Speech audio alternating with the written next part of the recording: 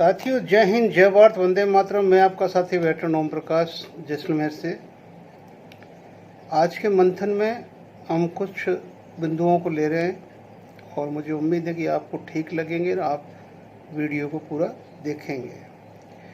पे कमीशन की लेटेस्ट कुछ अपडेट है जो कि JCM के अध्यक्ष है श्री गोपाल मिश्रा जी के द्वारा हमें मुख्य जो हमारे लिए भी दो चीज़ें मतलब बहुत ही महत्व रखती सैनिकों के लिए भी वो मिली है। OROP के बाद में जो धोखा हुआ है तो वो किस तरह से डिसेबिलिटी वालों के साथ में और जो इनवैलिड आउट हुए हैं इन दो के साथ में बहुत बड़ा धोखा हुआ है। जो साइलेंट अटैक है जो जिसका न तो कोई नोटिफिकेशन जारी किया न कोई और किया न इंडिविजुअल को पता चलने दिया, अब उनकी रिकवरी के मतलब उनके BPO के अंदर ही आ रहे हैं पेमेंट के साथ में। दूसरी, पंजाब जो अपना जो साबका संघर्ष कमेटी है उनकी कल बहुत बड़ी बैठक थी और उस बैठक को हमने लाइव भी देखी और उसका अभी 23 जुलाई से मतलब उम्मीद है कि वो अपना संघर्ष दोबारा जारी करना चाह रहे हैं, ये है। और दूसरा है FEA और FEA का भविष्य क्या है आखिर, ये भी देखेंगे। और OP सिंदूर के बाद में अभी 1 महीने से ज़्यादा नहीं हुआ है समय, लेकिन फिर भी आप देख लीजिए कि हमारे सैनिकों के साथ में क्या क्या घटनाएं देश के अंदर घट रही है। और बोलते थे कि पहले सेना के बाद में कुछ दिनों तक तो सेना को बहुत ज़्यादा मतलब इज्जत मिलती थी, पूर्व सैनिकों को भी सेना को भी, लेकिन ये तुरंत 1 महीना भी नहीं हुआ है सैनिकों के साथ में क्या घटनाएं घट रही है। तो ये 5 मुख्य बिंदु रहेंगे हमारा। सबसे पहला हमारा पे कमीशन का है कि जिसके अंदर अभी एक आप सभी को पता है कि सुप्रीम कोर्ट का एक सोशल ऑर्डर आया हुआ है जिसके अंदर कोई भी सर्विसमैन यानी कि नौकरी वाला है, वो चाहे डिफेंस में है, चाहे सेंट्रल गवर्नमेंट में है, चाहे स्टेट गवर्नमेंट में है, अगर वो नौकरी करता है उनके माता पिता जिंदा है, जब तक माता और पिता दोनों जिंदा है तो उन दोनों की देखभाल करना उस सर्विसमैन का एक मतलब फर्ज है। और कानून का यह आदेश है कि उनके माँ बाप कोर्ट का भी सहारा ले सकते हैं कि अगर कोई उसकी औलाद है जो सर्विस करती है और उनकी देखभाल नहीं करती है तो कोर्ट उसके ऊपर पेनल्टी लगाएगा और साथ में उनको न्याय भी दिलाएगा। तो ये आने के बाद में इसको किस तरह से जो हमारे JCM के कमेटी के चेयरमैन हैं श्री गोपाल जी मिश्रा ने, उन्होंने किस तरह से आगे उठाया है इसको। और उन्होंने ये बताया कि भी इससे पहले अभी तक जितने भी हमारे पे कमीशन थे उसके अंदर 3 यूनिट्स होती थी, एक खुद, एक सपोज और एक डिपेंडेंट। तो खुद जो सेल्फ में हो गया, मेरी वाइफ हो गई, और मेरे डिपेंड में जो ऑथराइज की अप टू जब तक 27 साल का बच्चा नहीं होता तो 1 यूनिट वो होती थी। तो 3 यूनिट का मतलब पे कमीशन में हमारे को आधार लिया जाता था। ये पे कमीशन का आधार जो है जीविका का वो 3 यूनिटों का है। तो अभी जब कोर्ट का ये आदेश आने के बाद में इसको मतलब 3 मीटिंगें हुई, तीनों मीटिंगों में जोर शोर से उठाया है। और सचिव जो PNT डिपार्टमेंट है हमारा और साथ में अपने प्रधानमंत्री जी के मुख्यालय के सचिव है वो भी थे, और साथ में हमारे पूर्व सैनिक विभाग के भी सचिव सारे मतलब उस मीटिंग में प्रेजेंट थे। ये मीटिंग अपने पिछले महीने हुई थी। तो उसके अंदर उसके मिनट्स जब हमने आए देखे तो कई लोगों ने वीडियो बनाया उसके अंदर, लेकिन ये जो मुख्य पॉइंट जो था ये हमें लगा कि ये सही पॉइंट उठाया है कि जो 2 यूनिट बढ़ी है माता पिता का, तो उस टाइम में माता पिता के काफ़ी दायित्व होते हैं अपने बच्चों की तरफ, बेटियों की तरफ, और बहुत कुछ उनका खर्चा भी होता है। तो अगर वो दायित्व एक सर्विसमैन के ऊपर अगर आप कोर्ट कानूनी डाल रहा है तो एक सर्विसमैन की पेंशन की यूनिट्स जो है वो 3 की बजाय 5 गिनी जाए, 5 गिनी जाए।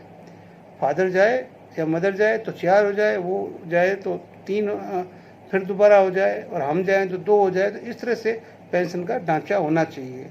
तो एक तो ये बहुत बड़ी महत्वपूर्ण बात हुई जिसको सारे सचिव थे सभी ने एग्री किया कि इसको 8वें पे कमीशन के अंदर इम्प्लीमेंट करना ज़रूरी है।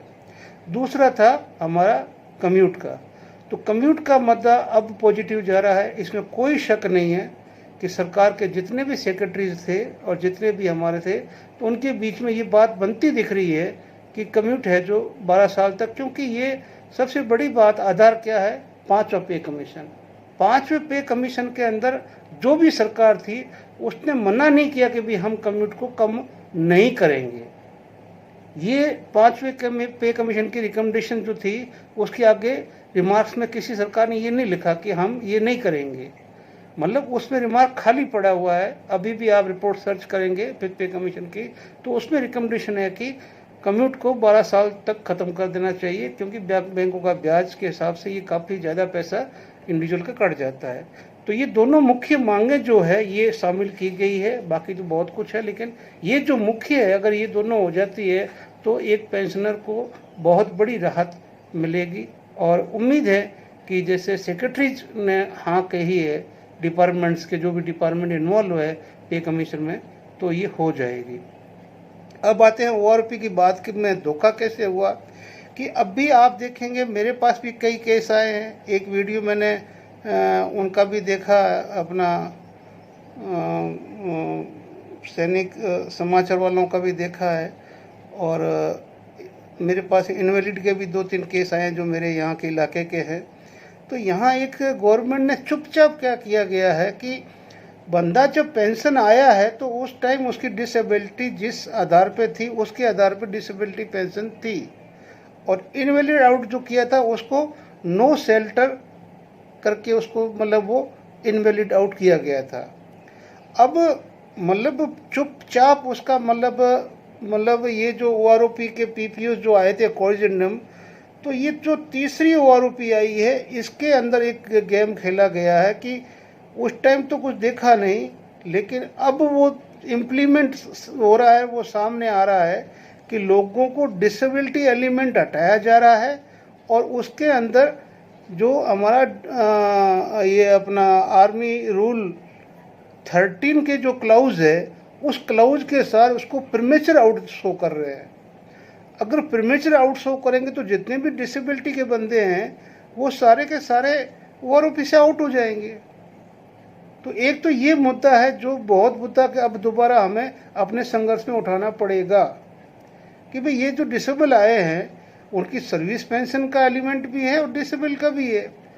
तो वो डिसेबिलिटी वाला जो एबल से भी आया है अगर वो, तो उसका सर्विस एलिमेंट करके उसको आपका ये मेन मकसद है कि उसको ओआरओपी से बाहर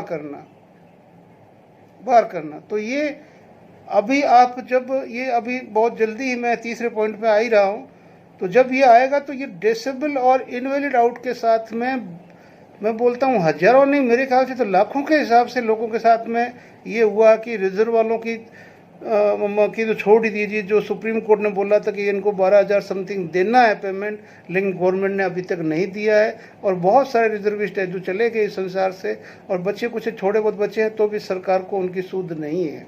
अब कोई माने ना माने, किसी को बुरा लगे अच्छा लगे, क्योंकि जो हमारे इस सरकार के कुछ देखो, एक भक्त होता है वो आंखें खोल के देखता है और दिमाग भी रखता है, एक अंध भक्त होता है वो न तो अपना दिमाग खोलता है न वो आंखें खोलता है। तो मुझे कहते में कोई शर्म नहीं आती है कि उनको हमारी बात जहर की तरह लगती है, वो चाहते हैं कि अगर सामने हो तो इसके मुंह में जहर दे के या सिंदूर दे के कि जुबान ही खराब कर दें। लेकिन जिनके साथ में ये अन्याय हो रहा है उनसे कभी बात करके देखो ना कि वो उनके भी बच्चे हैं, सब कुछ है, उनको आउट किया गया है, पूरी ज़िंदगी निकाली, कैसे निकाली है, उनका हक का चीज़ है, वो बेहक का कुछ नहीं मांग रहे हैं। अभी पीपीओ के अंदर आर्मी रूल अमेंड कर दिया, जबकि आर्मी रूल था ही नहीं, उसके अंदर क्लाउज के अंदर नो शेल्टर और डिसेबिलिटी का क्लाउज दिया हुआ था, वो पीपीओ के अंदर से हटा दिए गए, बहुत सारे लोगों के हटा दिए गए। तो ये चीज़ें अगर कोई अध्यक्ष भी देख रहा है मेरा वीडियो, तो आप लोगों ने भी अभी इस चीज़ को हमारे आगे के आंदोलन में इनको शामिल करना पड़ेगा। मुख्य मुद्दे हमारे वीरांगनाओं के हैं, जिनका मतलब जो एक सिपाही की विडो है, अगर वो सिपाही की पेंशन 50 से 30% पे आती तो उसके पास बचता क्या है? कमाने वाला भी गया, पेंशन भी 30% पे आ गई, तो फिर रहा क्या है? कहाँ लेफ्टिनेंट कर्नल की और तो वो 75,000, कहाँ वो 7-8-9 हज़ार रुपये को बना के खड़ी हो जाती है? क्या उससे बच्चे पलते हैं? तो ये चीज़ें हमें अभी रुकना नहीं है, और ये हमें आगे आना पड़ेगा, बोलना पड़ेगा, कहना पड़ेगा, हमें आगे बढ़ना पड़ेगा। अब हमें किसी दायरों में नहीं बंधना है। अगर दायरों में बंधोगे तो न तो आप खुद न्याय खुद पाओगे और न किसी को न्याय दिला पाओगे, फिर आप दायरों में बंधे रहो। मेरा संगठन, तेरा संगठन, साहब का है, वो है, आईओ है, वो है, जो भी है, साहब का है या अपना एफईए है, इन दायरों में फिर बंधे रहो और बंध के खींचते रहो, कुछ नहीं है। और वैसे भी बहुत सारे लोग तो बाहर आने के बाद में मैं ग्रुपों में देखता हूँ कि इस तरह से लड़ाई हो रही है जैसे उनकी बहुत बड़ी मतलब कांड कर दिया हो किसी ने, अगर एक दूसरे की पार्टी के बारे में कुछ लिख दिया तो। अरे सैनिक आदमी है, इतना दिमाग नहीं कि मैं सैनिक हूँ, मेरे लिए कोई पॉलिटिक्स नहीं थी। जिस सरकार ने भर्ती किया, किसने किसने मुझे नौकरी दी, कि कौन सी सरकार में मैंने नौकरी की है, कौन सी सरकार के अंदर पेंशन आया और कौन सी सरकार में पेंशन ले रहा हूँ, पार्टी का कोई मतलब नहीं है। लेकिन यहाँ तो अभी बहुत ज़्यादा है। लेकिन हम यही करना चाहते कि भाइयों, अभी जैसे हमारे प्रीमेचर भाई है, अब मैं चिल्ला चिल्ला के बोल रहा हूँ कि जो हमारी कंडीशन है, आर्मी की है, किसी की भी है, डिफेंस की है, जो हमारी 15 साल के बाद में फुल पेंशन की है सिपाही की। अब अगर उस बीच में किसी ने रैंक ले ली है तो वो रैंक सर्विस पूरी नहीं करता है, तो वो जितनी करता है उसी हिसाब से उसको पेंशन मिल रही है, न कि उसको कलर सर्विस की पेंशन मिल रही है। गवर्नमेंट तब उसको इनवैलिड कर सकती है कि भाई अगर वो आपसे अपने, जैसे कोई 15 साल में वालदार था और वालदारी में वो निकल गया, 17 साल में निकल गया, 18 में निकल गया या 20 में निकल गया, अब उसकी कलर सर्विस 24 थी, तो 24 की जगह अगर वो अपना कलर सर्विस मांगता है तब तो वो गलत है, आप उसको परमेचर बनाओ अगर मांगता है तो। लेकिन अगर उसने 15 कंप्लीट कर दिया, मतलब 15+2 भी किसी ने कर लिया, अपना क्लाउज पूरे कंप्लीट कर लिए, तो फिर आप उसको परमेचर किस हिसाब से कर रहे हैं। मैं इस बारे में कई लोगों का ध्यान आकर्षण करना चाहता हूं भाइयों। परमेचर वालों को परमेचर की डेफिनेशन कोर्ट से सेट करवानी पड़ेगी, ये सरकार नहीं मानने वाली है। आपको ये डेफिनेशन रीअसेस करवा के और ये इस्टेब्लिश करनी पड़ेगी आपको डीएसआर के अंदर, आर्मी रूल के अंदर, कि आप परमेचर किसको कहते हैं, किसको परमेचर के मतलब क्लाउज का क्या होना चाहिए। तो ये जब तक आप कोर्ट नहीं जाओगे, सरकार नहीं मानने वाली है। चाहे कितना भी आप आंदोलन कर लो, सरकार ने जो मन बना लिया वो बना लिया है, ठीक है ना, वो आपकी नहीं सुनने वाली है। हाँ, आप परमेचर का क्लाउज में अगर मान लो उसकी डेफिनेशन सही करवा देते हैं कि मैंने टर्म्स कंडीशन जो इनिशियली साइन करके जब मैं रिक्रूटमेंट हुआ हूँ उसकी मैंने पूरी कर ली है, अगर रैंक सर्विस पूरी नहीं की तो मुझे उस रैंक की पेंशन मत दो, लेकिन मेरे को ओआरओपी से बाहर कैसे कर दोगे, जिस टर्म्स कंडीशन को लेके मैं भर्ती हुआ था, मैं आउट हुआ हूँ। तो इसलिए ये सब भी, हम जितने भी कोई भी संगठन आंदोलन करे, आगे आए, तो ये चीज़ें हमें ध्यान में रखनी पड़ेगी। जो बेसिक मुद्दे हैं, जो सबसे बड़ी मतलब घाटा बंदे को यही है कि अब ओआरओपी से आउट हो गया तो फिर आगे भविष्य में क्या मिलेगा उसको, वो तो उसी एक पेंशन में ज़िंदगी निकालेगा। क्या अच्छा लगता है आपको आपका भाई एक वो आप है जो हर 5 साल में एक नई पेंशन लो और आपका साथी तीन बार से वो आउट ही है, एक पैसा नहीं मिला उसको।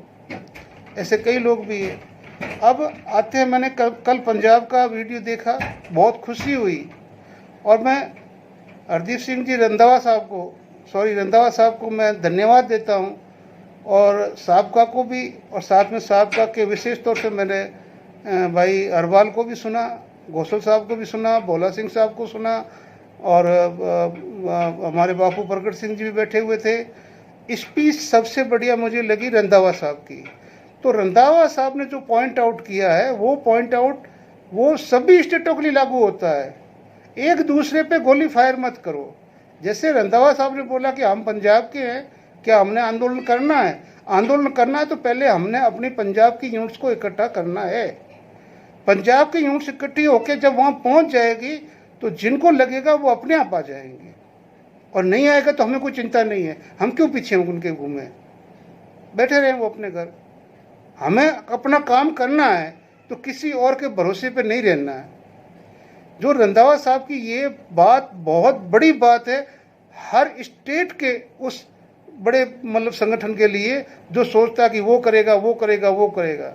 उन्होंने क्लियर कहा कि हम पंजाब की कितनी यूनिटें एक साथ खड़ी होके एक साथ मिलके हम जंतर मंतर पे जा सकते हैं, हमें पहला काम ये करना है।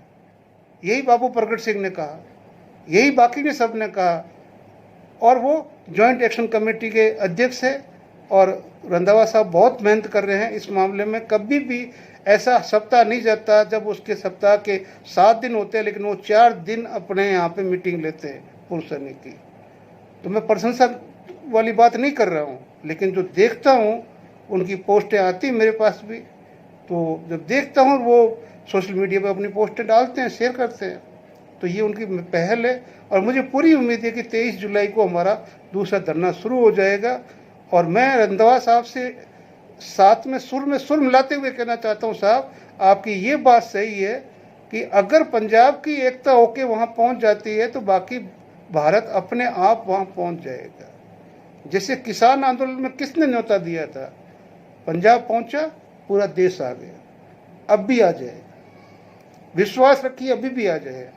लेकिन आप लोगों का हम इंतजार करेंगे। हम मतलब कि हम मैं किसी संगठन की यहाँ बात नहीं कर रहा हूँ, हम सिर्फ बात करें आपकी, जो आपने ये बीड़ा उठाया है, इस बीड़े के लिए हम अपने अंतरात्मा से बोल रहे हैं कि सबसे रिक्वेस्ट करेंगे कि भाई संगठन ठीक है अपनी जगह पे है, लेकिन आंदोलन भी अपनी जगह पे है, आपका हक भी अपनी जगह पे है।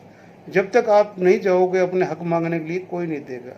संगठन के पीछे बैठना तो फिर बैठो, ठीक है ना, और संगठन के अध्यक्ष आपको दिला देते हैं तो ठीक है, कोई बात नहीं। संगठन तो आपने बनाया इसीलिए है ना, इसीलिए मैं आगे इस पे आ रहा हूँ अपना FEA पे।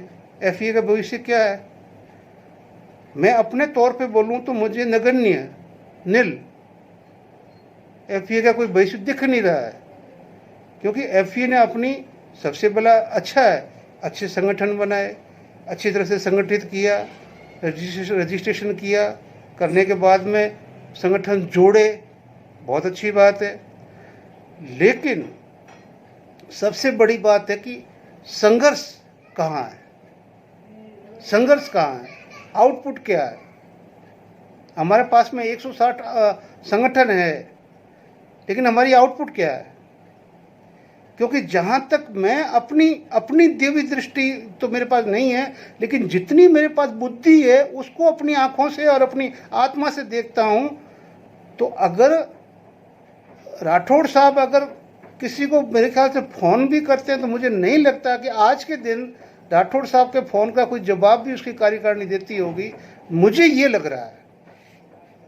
क्योंकि मेरी राठौड़ साहब से अभी हो सकता है कि मेरी कई बातों पे, क्योंकि ऑपरेशन सिंदूर के बाद मैंने बहुत कड़वे वीडियो निकाले हैं, क्योंकि लोग बीजेपी को लाइक करते हैं, और मैंने जितने वीडियो निकाले हैं उसके अंदर मैंने सीज फायर के अगेंस्ट में मैंने सरकार की और सरकार के अंदर जितने भी थे ये मानने वाले उसकी बहुत आलोचना की है, जिनको लोगों ने पसंद नहीं किया। मत करो भाई, कोई बात नहीं, मुझे लगा मैंने कह दिया, मुझे लगा मैंने कह दिया, और ज़िंदगी भर कहूँगा कि ये मौका दोबारा आने वाला नहीं था। और सेनाओं के हाथ से, जैसे एक शिकारी के हाथ से या शेर के मुंह से अपना शिकार छीन लो तो शेर के ऊपर क्या गुजरती है, वही भारतीय सेना पे गुजरी है। क्यों कि यही मौसम था कश्मीर लेने का, आगे बर्फ़ गिर जाएगी, फिर हम 8 महीने के लिए मजबूर हो जाएंगे। ये जो 4 महीने थे कश्मीर लेने वाले थे। रेगिस्तान में हाँ ठीक है, आर्मी कमांडर का कहना सही है कि इस 50 डिग्री 55 डिग्री के अंदर सेल का हाथ लगाना, बैरल का हाथ लगाना बड़ा मुश्किल है, लेकिन फिर भी हमारी एयरफोर्स और नेवी इतनी कमज़ोर, उसको भी नहीं आंकना चाहिए। कुछ तो मतलब गड़बड़ हुआ है हमारे साथ में। तो इसलिए मैं ये भी कहना चाहता हूँ कि FEA में मुझे नहीं लगता कि वो आगे उसका क्या निर्णय है, आगे क्या भविष्य है, आगे क्या करना चाहते हैं, क्या नहीं करना चाहते हैं, कुछ करेंगे भी नहीं करेंगे, उनकी कुछ नहीं है। एक छोटी सी साहब 15-20 दिन में 4-5 पॉइंट लिख के डाल देते हैं, वो हम पढ़ लेते हैं, उसके बाद में इसकी आउटपुट लोग चाहते हैं ग्राउंड के अंदर संघर्ष। जो आप ग्राउंड पे करोगे दिखेगा, ग्राउंड पे करोगे दिखेगा, और ग्राउंड में करके सरकार को जैसे आप मजबूर करोगे वो दिखेगा, सरकार तक आप अपनी बात पहुंचा सकते हो वो दिखेगा। आप आपस में जितनी चाहे अपनी तारीफ करते रहें, कुछ भी करते रहें, हमारा FEA, हमारा FEA, हमारा FEA, nothing. Now today's FEA is nil. ये मैं कह सकता हूँ। एक छोटी सा उदाहरण दे रहा हूँ। भाई हमारे को आपने स्पोक्समैन बनाया था या अपना कोऑर्डिनेटर बनाया था, 6 महीने के लिए आपने हमें लेटर दिया था, ऑनलाइन लेटर भेजा था हमारे को आपने ईमेल से, और 6 महीने हमारे कभी के हो गए। तो कार्यकारिणी कैसे हो रही है पूरी कि वो उसका आगे आपने एक्सटेंशन किया या क्या निर्णय लिया, क्या नहीं लिया। आपने जो बातें की थी वहाँ पे आगरा में, आपके वो 1, 2 पॉइंट, 3 पॉइंट, वो कोई बड़े पॉइंट नहीं थे जो चिट्ठी लिखने वाले। था संघर्ष का कि सरकार जब हमारी बात नहीं मानेंगे तो हम संघर्ष पे उतरेंगे। बताओ आप, नहीं बताओ, अगर आपने बोला सरकार नहीं मानेगा तो हम संघर्ष पे बैठेंगे, वो भी करेंगे। तो करेंगे तो कहाँ है, किसने जवाब दिया? मैं राठौड़ साहब से ये पूछता हूँ कि साहब आपको आपकी कार्यकारिणी ने किसने जवाब दिया कि हाँ हम संघर्ष के लिए तैयार है? देखो साहब, सब ठीक रहा आपके सर पे फोड़ने वाले हैं, ठीक है ना? क्यों कि बाकी लोगों को नहीं पता कि आपने एफई के लिए क्या किया है। आपके साथ चला है वो जानता है कि आप एफई ने क्या किया है, लेकिन आप अकेले कुछ नहीं कर सकते। अकेला जना बाढ़ नहीं फोड़ सकता। इसलिए मैं बोल रहा हूँ कि आपको खुल के सामने आना पड़ेगा, आप खुल के आपको अपने बंदों को बोलना पड़ेगा। और आज का जो दिन अभी चल रहा है ये गोल्डन एरा है एफई के लिए, जोड़ने के लिए और संघर्ष करने के लिए। अगर ये गोल्डन एरा चला गया तो साहब आप अपना एफई का रजिस्ट्रेशन जो कमेटी है ना उनको कॉपी करके बांट देना, ताकि वो अपने बच्चों को देंगे। फिर वो जब वो उनके बच्चे बड़े होंगे तो फिर वो एफई को नया वो बनाएंगे। क्यों कि आप लोग तो वैसे भी फेल हो गए हो। इसलिए मैं ज़्यादा कुछ नहीं कहूँगा, लेकिन इतना कह रहा हूँ, today FE is not in ground. कहीं भी कुछ भी कहीं दिखाई नहीं दे रहा है, कहीं दिखाई नहीं दे रहा है। अरे आपसे तो कम से कम पंजाब ही तो है, कम से कम अपने स्टेट में तो दिल्ली कुछ न कुछ खड़ा रहता है झंडे लेके। सैनिक हमेशा सप्ताह में 7 दिन के 7 दिन कहीं न कहीं पंजाब के किसी कोने के अंदर खड़े रहते हैं। और ओपी सिंदूर के बाद में आप सोचिए कि जब कारगिल हुआ था तो फौजियों की कितनी इज्जत होती थी, क्या होता था क्या नहीं होता। उससे पहले की लड़ाइयाँ ले लो, फौज के साथ में कितनी इज्जत होती थी। लेकिन अभी उसके बाद में ओपी सिंदूर के बाद में बीएसएफ को ट्रेन दी थी, देखा था आपने सभी ने, क्या गजब की ट्रेन दी उनको चलने के लिए, कितना किलोमीटर उनको जाना था। 1800 2000 मणिपुर से वहाँ पे अपना कश्मीर अमरनाथ यात्रा के लिए। उसके बाद में फिर 2 कर्नलों को जो ऑन सर्विस अभी यूपी के अंदर अच्छी तरह से बॉक्सिंग मारा, दिल्ली के अंदर बॉक्सिंग मारा, अच्छी तरह से ठोकाई कर दी ऑन सर्विस को। क्या मिला? एक हवलदार ने सुसाइड कर लिया अपने अधिकारी से तंग आके, उसकी वाइफ के पास घर में डेथ बॉडी डाल दिया, ठीक है ना। अग्निवीरों के साथ भी मैदर साहब मार मार के उनकी टांगें सुझा दी, जो मैंने पिछला वीडियो डाला है। आप देखो कि और ऐसे कई मतलब है कि जो मतलब घर से बंदा फ़ोन कर रहा अपने सीईओ को, साहब मुझे ये तकलीफ़ है, बोलता है यूनिट में आ जा, मैं तेरे को आउट कर देता हूँ, बाद में घर के काम करते रहना। ये जवाब है सीईओ का, यानी कोई उसको सहायता करने तैयार नहीं है। हमने हेल्पलाइन जारी कर दी। अरे ये हेल्पलाइन जारी करते करते हिंदुस्तान 100 साल का हो गया आज़ादी के बाद में। ये हेल्पलाइनें वैसी पड़ी हुई है। आज तक हिंदुस्तान की किसी जांच का संसद के पटल के ऊपर कभी जांच रिपोर्ट नहीं पहुंची है, किसी की भी, कोई सरकार हो चाहे। सब चट्टे बट्टे हैं, एक ही थाली के हैं। हम नहीं मानते। आप सैनिक हो, सैनिक की तरह करोगे तो कुछ मिलेगा। और जो बिल्कुल नॉन रिपोर्टिंग वाले भी इतने केस है जो उनके पास में वो है नहीं, कि आप तक आवाज़ नहीं आई है, कि जिनको सोशल मीडिया नहीं चलाना आता है वो वैसे ही अपना जुर्म सहन करके चुपचाप पड़े हुए हैं।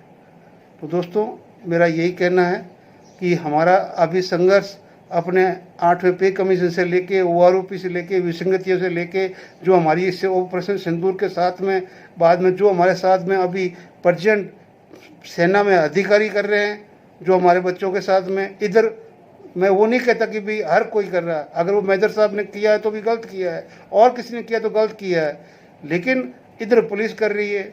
ये हो क्या रहा है आखिर? क्या हमारी कोई खुद की है? अभी हमारे जैसलमेर में जो कांड हुआ है उसका अभी हम वेट कर रहे हैं कि सरकार क्या एक्शन लेती है, या यहाँ का जिला प्रशासन क्या एक्शन लेता है। हमारे सोल्जर के ऊपर खामोखाम का SC ST का नाजायज़ केस लगा दिया, बताइए आप। कुछ है भी नहीं, पूरा वीडियो सब कुछ सामने पड़ा, लेकिन कुछ लगा दिए भोग रहा है वो पेशिया जा रहा है। तो कहने का मतलब है भाई, एकता में शक्ति है। मैंने पहले ही बोला, कोई भी आवाज़ दे पहुंच जाओ, कोई भी आवाज़ दे पहुंच जाओ, यह है संगठन की शक्ति।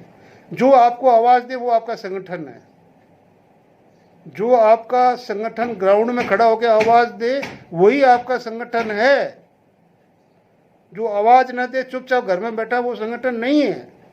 जय हिंद, जय भारत, वंदे मातरम।